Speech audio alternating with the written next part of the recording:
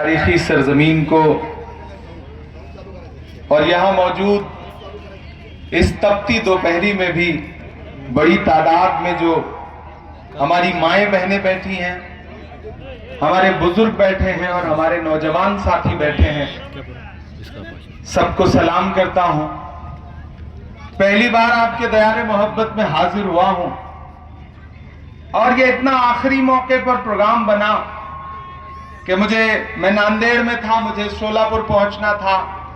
बीच में ये हुआ कि आधे घंटे के लिए आप अहमदनगर मुकुंद नगर होते हुए जाएंगे। आने में थोड़ी देरी हुई, उसके लिए माफी चाहता हूं। नया पाने की चाहत में पुराना छूट जाता है, नया पाने की चाहत में पुराना छूट जाता है। तुझे अपनाऊं तो मुझसे जमाना रूठ जाता है। मोहब्बत पढ़ने लिखने में बहुत आसान है, लेकिन मोहब्बत को निभाने में पसीना छूट जाता है। आप उसी मोहब्बत की बुनियाद पर यहां धूप में भी बैठे हुए हैं। इधर बड़ी तादाद में माएं बहनें बैठी हैं और आने वाली 15 तारीख को आपको एक अहम फैसला करना है। यहां स्टेज पर मौजूद माजी आमदार दादा भाऊ कलमकर साहब, कांग्रेस शहर अध्यक्ष दीप चौहान जी, राष्ट्रवादी एसपी अध्यक्ष अभिषेक कलमकर जी, शफी खान ब्लॉक अध्यक्ष, अल्पसंख्यक जिला अध्यक्ष अतर खान साहब, उबाटा के शहर अध्यक्ष किरण काले जी, फारूक रंगरेज जी, माजी सरपंच शेख सर, माजी सरपंच आसिफ सर, संजय जी, खलील सैयद जी, निजाम जहांगीर जी, जहांगीरदार जी और सामने बैठे हुए हमारे तमाम इस शहर के जिंदा दिल साथियों और आपके चारों कैंडिडेट शेख नसीम खान साहब, शेख फयाजुद्दीन अजीजुद्दीन साहब, खान मिनाज जाफर साहब, शम्स शमीउल्लाह साहब, मैं पहले बार आपके बीच में हाजिर हुआ हूं। बहुत दिन से सोचता था कि कभी अहमदनगर आऊंगा, आप सबसे मुखातिब होऊंगा, आप सबसे बात करूंगा, लेकिन मौका भी आज ऐसा मिला कि बिल्कुल इलेक्शन के वक्त में आपके बीच में आया हूं। जब 15 तारीख को आपको अपने नगर सेवकों को चुनना है और पूरे महाराष्ट्र में एक संदेशा देना है। मुकुंद नगर वालों, अगर आपको लगता है कि ये चुनाव, ये इलेक्शन जैसा दिख रहा है वैसा है, तो आप गलतफहमी के शिकार हैं। शतरंज कहीं और बिछी है, मोहरे कोई और सेट कर रहा है, तकरीरें कुछ और हो रही हैं, नारे कुछ और लग रहे हैं। आप बहुत समझदार लोग हैं। मैं अकोला से लेकर के, नांदेड़ से लेकर के अहमदनगर पहुंचा हूं, फिर शोलापुर जाऊंगा, फिर मुंबई जाऊंगा, फिर अमरावती जाऊंगा, फिर नागपुर जाऊंगा। मैं भी इस खेल को पूरे महाराष्ट्र में देख रहा हूं और सिर्फ महाराष्ट्र ही में नहीं देख रहा हूं, बिहार में भी देख के आया हूं, लड़ के आया हूं। जो आज आप झेल रहे हैं, इसको मैं कई सालों से झेल रहा हूं। एक अजीब तरह की सियासत इस मुल्क में खड़ी करने की कोशिश की जा रही है। एक तरफ धार्मिक नारे लगाने वाले लोग हैं, दूसरी तरफ मजहबी नारे लगाने वाले लोग हैं और बीच में कुछ ऐसे लोग भी हैं जो सोचते हैं कि यार हमें तो मिलजुल करके मोहब्बत से, अमन और शांति के साथ रहना है। सबसे ज्यादा मुश्किल में हम ही आप हैं, क्योंकि हम मोहब्बत की बात करते हैं। आप जब भी कोई जज्बाती नारा लगाइए किसी चौराहे पर खड़े होकर के, 100 आदमी ये देखने आ जाएगा कि हो क्या रहा है। लेकिन आप किसी चौराहे पर खड़े होकर के मोहब्बत की बात करिए तो दुनिया आपको कहेगी कि ये पागल हो गया है, इस दौर में मोहब्बत की बात कर रहा है। नादान हो, इस दौर में क्या ढूंढ रहे हो तुम, जहर की शीशी में दवा ढूंढ रहे हो। लेकिन इन जज्बाती नारों, जज्बाती तकरीरों के बीच में खड़े तो मोहब्बत के साथ ही होना पड़ेगा। अगर आंख के बदले आंख फोड़ना शुरू करोगे तो पूरी दुनिया अंधी हो जाएगी। नफरत का इलाज नफरत नहीं है, नफरत का इलाज और नफरत का जवाब नफरत नहीं है। सियासत में दिल्ली में और महाराष्ट्र में जो सरकार बैठी हुई है उसने जो गोटियां सेट की हैं वो बहुत अलग तरह से सेट की हैं। आप महसूस कर रहे हैं कि वो मुंबई में बैठ करके 1.5-2 फुट का आदमी कैसी कैसी बात कर रहा है। फिर उनके मुकाबले एक साहब आपके कहते हैं कि मैं तो तुम्हें अपनी शेरवानी की जेब में रख के लेके हैदराबाद चला जाऊंगा। कर कोई कुछ नहीं रहा है, लेकिन बातें खूब की जा रही हैं ताकि आप जज्बात में आओ। आप 15% एक तरफ खड़े हो जाएं, 85% एक तरफ खड़े हो जाएं और जो मोहब्बत की बात करने वाले हैं वो यतीम हो जाएं। खेल दरअसल ये है, इस खेल को समझना पड़ेगा। मैं मुकुंद नगर में खड़ा होकर के आपसे यह पूछना चाहता हूं, जहां तक मेरी आवाज जा रही है, कि अपने मजहबी नारों का सियासी जलसों में इस्तेमाल बंद करवाओ। अगर किसी सियासी जलसे में खड़े होकर के कोई रहनुमा यह नारा लगा रहा है कि तेरा मेरा रिश्ता क्या है, तो यह समझ लो कि वो उस तरफ के जो 85% लोग हैं उनको अपने आप एकजुट करने की साजिश कर रहा है। यह बड़ी कड़वी बात है, लेकिन इस बात को आपको समझना पड़ेगा। बहुत आराम से यही खेल तो खेला जा रहा है और नारा क्या दिया जा रहा है कि हमें कयादत खड़ी करनी है। अरे भाई, नसीम शेख बैठी है ना यहां पर, हमारी आपा, इनका जलवा हम दिल्ली तक सुनते रहते हैं।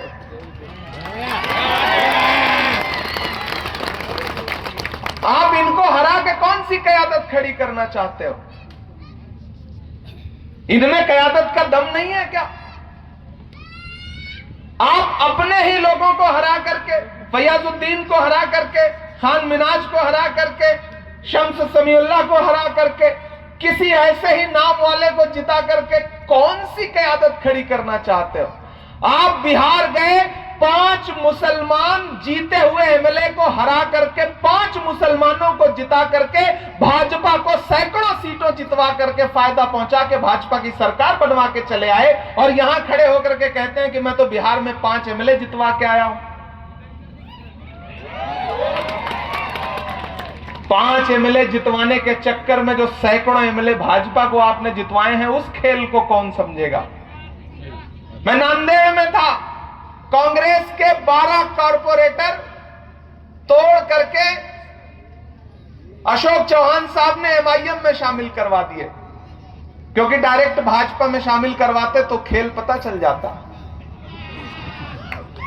खेल यही है।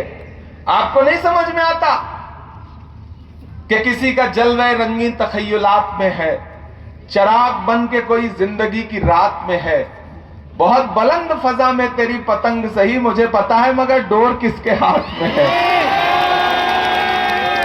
पता है ना? बताने की जरूरत नहीं है, आप बहुत समझदार लोग हैं।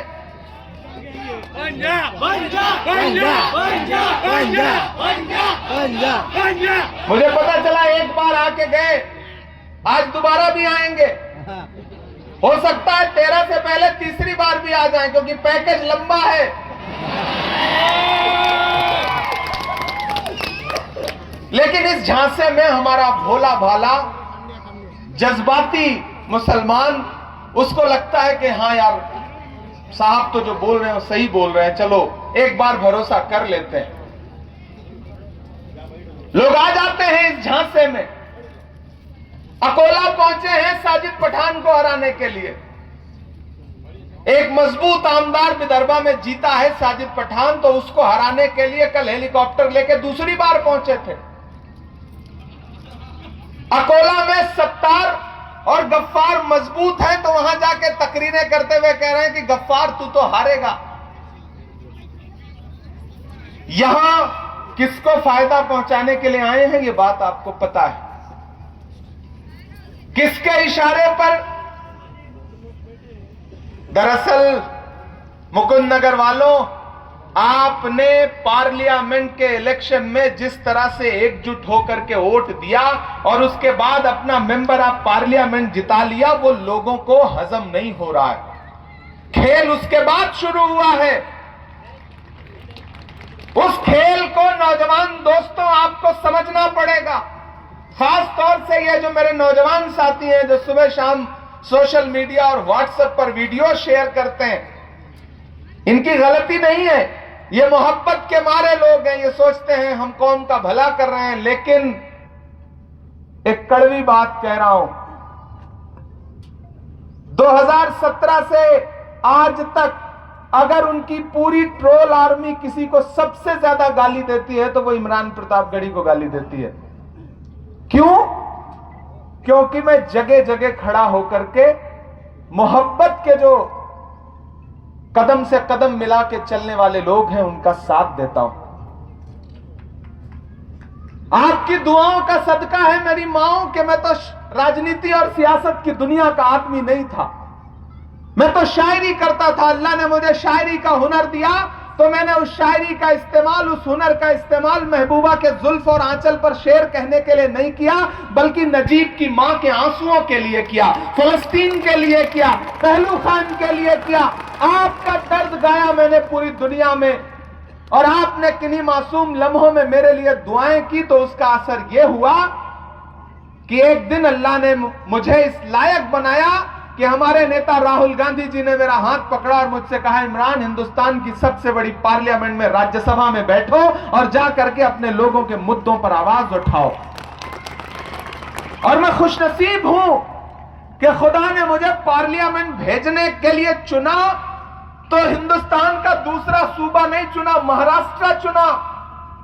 मैं आपका राज्यसभा में खासदार हूं और खासदार होने के नाते आपसे कह रहा हूं साथियों कि मुझे पता है कि आपके इलाके के साथ कैसा सौतेला बर्ताव किया जा रहा है। मुझे पता है कि हम खासदार जिताने का गुस्सा अब आपसे बदले के तौर पे लिया जा रहा है। आप इन चारों कॉरपोरेटर को जिता करके आगे पहुंचाने का काम करिए। इंशाअल्लाह ये लोग यतीम नहीं है। इनके एक तरफ अगर लोकसभा का खासदार खड़ा रहेगा तो दूसरी तरफ राज्यसभा का खासदार खड़ा रहेगा। मैं आपको भरोसा दिलाता हूं।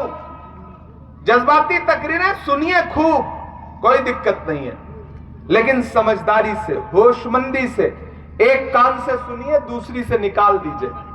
ताली बजाइए, चले आइए, और ज्यादा घेराबंदी करने की कोशिश करें तो पलट करके सवाल पूछिए।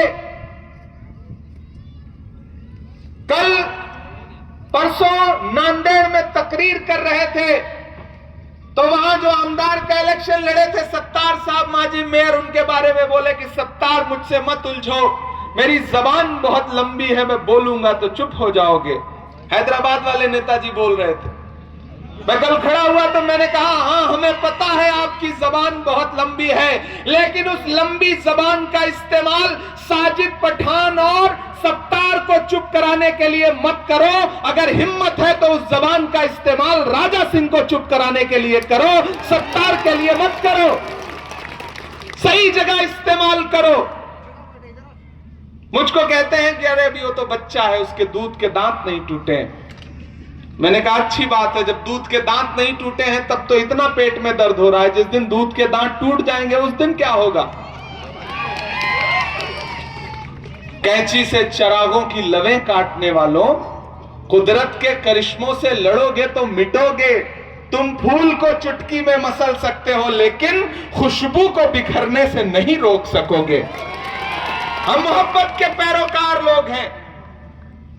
इस मुल्क में जो नफरत चारों तरफ फैली है, आपको क्या लगता है जज्बाती तकरीरों से वो नफरत खत्म हो जाएगी? नहीं खत्म होगी।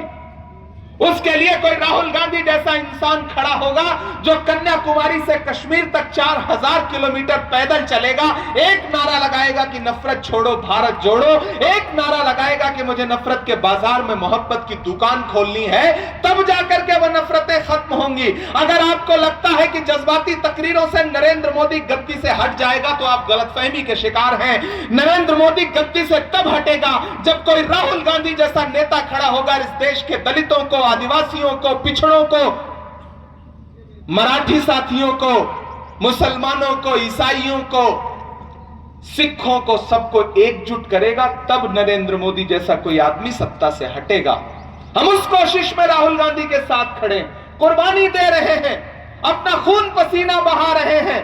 हम सिर्फ जज्बाती तकरीरें नहीं कर रहे हैं, आपको गली गली जाकर के समझा रहे हैं। इनकी ट्रोल आर्मी की गालियां सुन रहे हैं, वो सिर्फ इसलिए क्योंकि मैं जानता हूं कि सरकारों के मंसूबे बहुत बुरे हैं। मैं हिंदुस्तान की पार्लियामेंट में बैठता हूं, मैंने वहां देखा है कि किस तरह आपके खिलाफ बिल लाए जा रहे हैं, किस तरह आपके खिलाफ कानून बनाए जा रहे हैं। इसी महाराष्ट्र में खड़े होकर के तकरीर करते हुए कह रहे थे कि मैंने बिल फाड़ दिया था। अरे साहब, बिल फाड़ने से काम नहीं चलेगा। अभी जब वक्फ का बिल आया, आपकी कब्रिस्तानों, आपकी दरगाहों, आपकी मस्जिदों को बर्बाद करने के लिए मोदी सरकार जब बिल लेकर के आई वक्फ का, तो उस बिल के खिलाफ 288 वोट अगर भारतीय जनता पार्टी को पड़े तो 200 से ज्यादा लोकसभा में वोट उस बिल के खिलाफ पड़े, जबकि इस देश की लोकसभा में सिर्फ 24 सांसद मुसलमान हैं। आप कैसे झुठला सकते हैं उन सैकड़ों हिंदू भाई, सिख भाई, ईसाई भाई, दलित भाई जो सांसद हैं, जिन्होंने आपके लिए उस बिल के खिलाफ, नरेंद्र मोदी के खिलाफ वोट दिया। रात के 2:30 बजे राहुल गांधी देश की लोकसभा में बैठे थे उस बिल के खिलाफ। मुल्क मोहब्बत से चलेगा, मुल्क एकजुटता से चलेगा, मुल्क प्यार से चलेगा, मुल्क सिर्फ धार्मिक नारे लगाने और मजहबी नारे लगाने से नहीं चलेगा। मैं अभी उतरा हेलीपैड पर तो मुझसे मीडिया के साथियों ने कहा कि असदुद्दीन ओवैसी ने कहा है कि हिजाब वाली प्राइम मिनिस्टर बनेगी। मैंने कहा यहां कॉरपोरेशन का इलेक्शन चल रहा है, नगर सेवक जितवाना है, बातें प्राइम मिनिस्टर बनाने की हो रही। ऐसे ही बिहार में गए थे तो तकरीर की थी कि अबू बकर का, उमर का, फारूक का बेटा चीफ मिनिस्टर बनेगा, और चीफ मिनिस्टर बनवा करके आ गए नीतीश कुमार को। यही खेल यहां खेला जा रहा है। जब इस तरह की तकरीरें कॉरपोरेशन के इलेक्शन में आके की जाए कि हिजाब वाली प्राइम मिनिस्टर बनेगी, तो समझ लो कि मकसद हिजाब वाली को प्राइम मिनिस्टर बनाना नहीं, बल्कि नरेंद्र मोदी की सियासी जिंदगी को और लंबा करना है। मकसद समझिए, खेल समझिए। आज तक अपनी पार्टी से एक आमदार तो हिजाब वाली बनाया नहीं, और प्राइम मिनिस्टर हिजाब वाली बनाने जा रहे हैं। मेरे भाई, ये जज्बाती तकरीरें अपने पास रखिए, हैदराबाद तक उसे महदूद रखिए। 2014 से जब से कयादत का नारा लगा और जब से पूरे मुल्क में कयादत खड़ी करने की बात हुई, आपको महसूस होता है या नहीं कि नफरत तब से और बढ़ती जा रही है, दुश्वारियां तब से और बढ़ती जा रही हैं, खंडहर बचे हुए हैं, इमारत नहीं रही। ये क्या हुआ कि सर पे कोई छत नहीं रही? कैसी मशालें लेके चले तीरगी में आप, जो रोशनी थी वो भी सलामत नहीं रही। इसलिए आपसे गुजारिश करूंगा कि यहां के आमदार साहब ने जो गुट्टी फिट की है ना, पतंग तो हैदराबाद की है लेकिन मांझा उन्हीं का है। और अगर उनको यह लगता है कि चाइनीज मांझा लगा करके आप हाथ काट लोगे, तो फिर आप गलतफहमी के शिकार हो। यह मोहब्बत का हाथ है, यह मोहब्बत का हाथ है, इसे नफरत से काटा नहीं जा सकता है। अगर इतनी बड़ी तादाद में हमारी माएं बहनें यहां बैठी हैं, हमारे नौजवान इस तपती दोपहरी में बैठे हैं, तो इसका मतलब यह है कि लोग नफरत का शोर भले ज्यादा सुनाई पड़ रहा हो, लेकिन मोहब्बत के साथ खड़े हैं। और मुझे पूरा भरोसा है कि आने वाले दिनों में आप लोग 15 तारीख को घर से बाहर निकलेंगे और तमाम तकरीरें, तमाम पैसा, तमाम फंडिंग, तमाम साजिशें एक किनारे रखेंगे। और ये जो हमारे चारों नगर सेवक के उम्मीदवार हैं, मैं उन्हें आगे बुलाऊंगा। आपा इधर आइए। हमारे शम्स समीउल्लाह साहब, खान मिनाज जाफर जी, शेख फयाजुद्दीन साहब और शेख नसीम खान साहिबा, ये चारों आपके बीच में हैं। मैं आपसे एक वादा करता हूं। पहली चीज तो यह कि पहली बार आया हूं, देर से आया हूं, माफी चाहता हूं। मुझे बहुत पहले आ जाना चाहिए था इस शहर में। यह बड़ा मोहब्बतों का शहर है, बड़ा तारीखी शहर है। इस शहर की तारीख को हम दिल्ली में बैठ के पढ़ते रहे हैं। मुझे पहले आ जाना चाहिए था, देर से आया हूं, लेकिन एक वादा जरूर करता हूं कि 15 तारीख को हाथ के पंजे के सामने वाला बटन दबाइए और हमारे इन सब कॉर्पोरेटर को जिताइए। 16 को रिजल्ट आएगा इंशाल्लाह। उसके बाद फिर आपके शहर में आपका शुक्रिया अदा करने के लिए आऊंगा, ये आपसे वादा करता हूं। और सिर्फ वादा नहीं कर रहा हूं मैं, सिर्फ तकरीरें नहीं सुना रहा हूं, सिर्फ शायरी नहीं सुना रहा हूं। आपकी दुआओं ने मुझे आपका खासदार बनाया है, तो मेरे कलम में ताकत भी है। खुदा ने मुझे निधि भी दी हुई है। तो आप इन चारों कॉर्पोरेटर को जिता करके आगे पहुंचाने का काम करिए।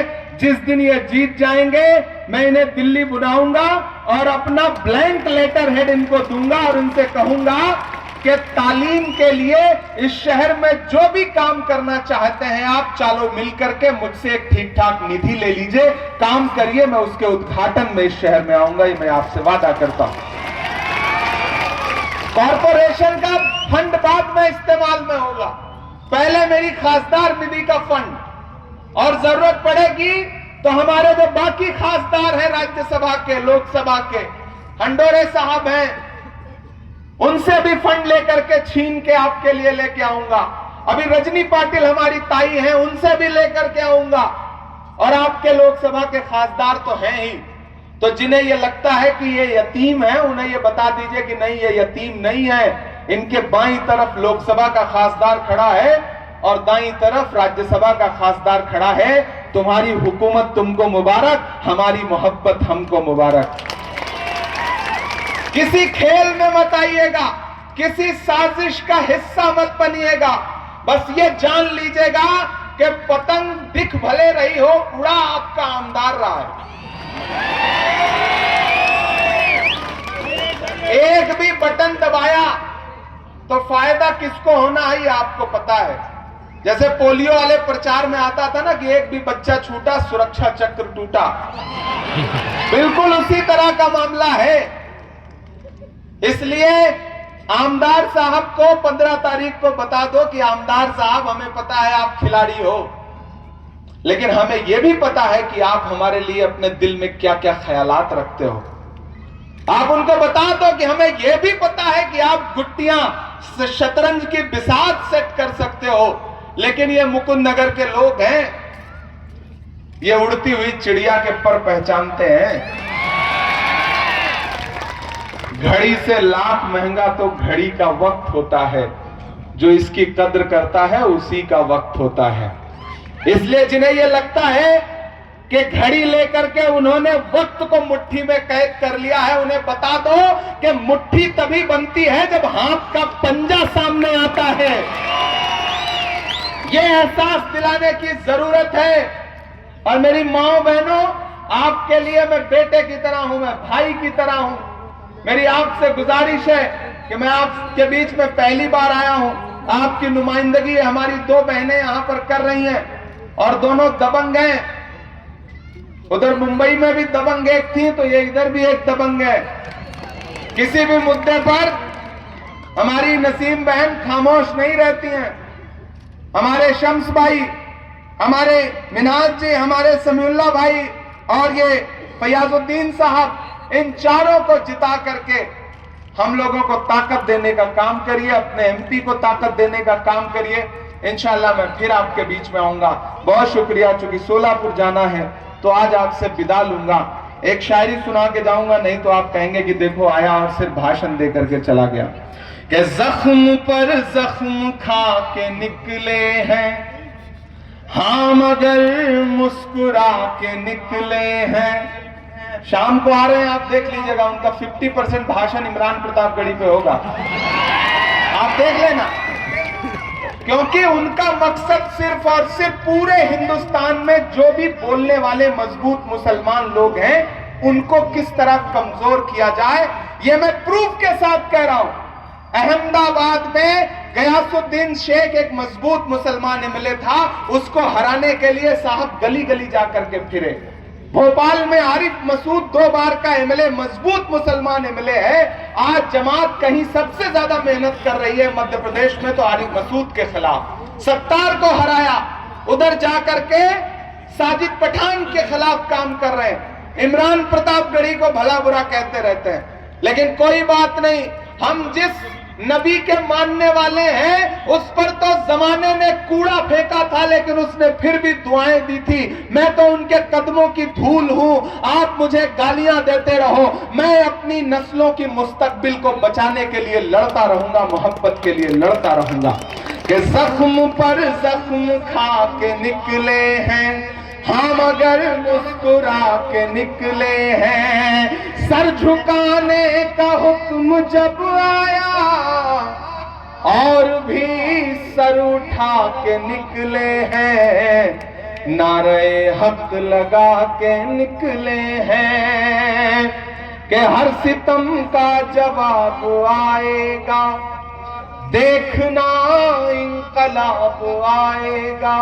और अगली 2 लाइनों पे तैयार रहना तपती दोपहरी में बैठे हुए मेरे साथियों।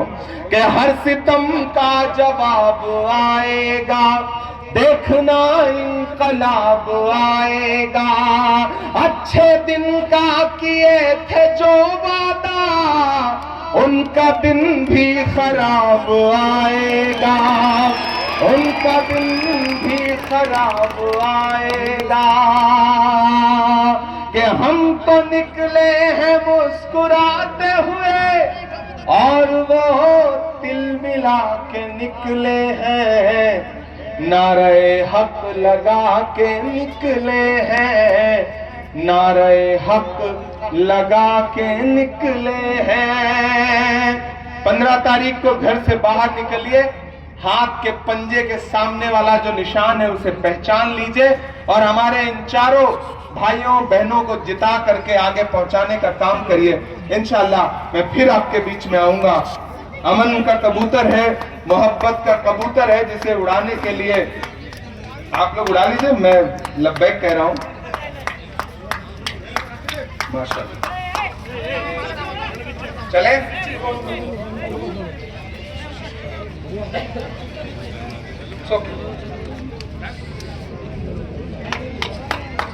ओके।